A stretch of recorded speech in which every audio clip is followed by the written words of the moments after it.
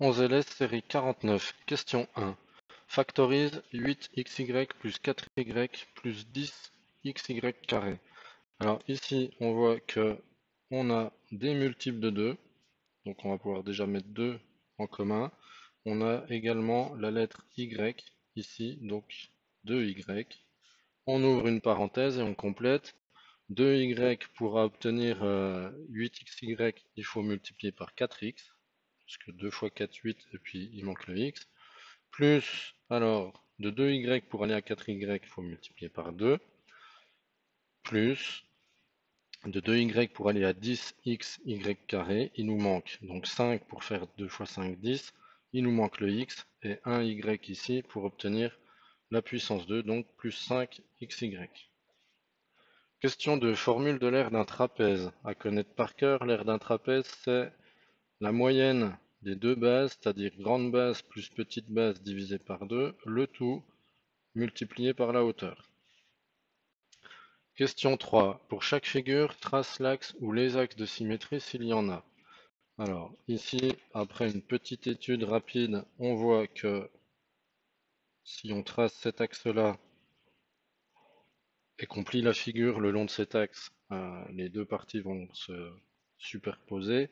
Même chose ici pour un axe vertical. D'ailleurs, on peut du coup en déduire que ici on a un centre de symétrie. Et pour la seconde figure, un seul axe de symétrie ici. Là pareil, on imagine le pliage et on voit que ça correspond. Question 4. Factorise 4a carré moins 24a plus 36. Alors ici, on n'aura pas de factorisation par la lettre A, puisque dans le dernier terme, on n'en a pas. Par contre, on a 4, 24 et 36, qui sont tous des multiples de 4.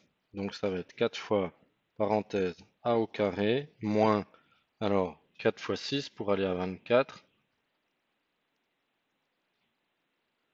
Donc 6A plus 9. Voilà.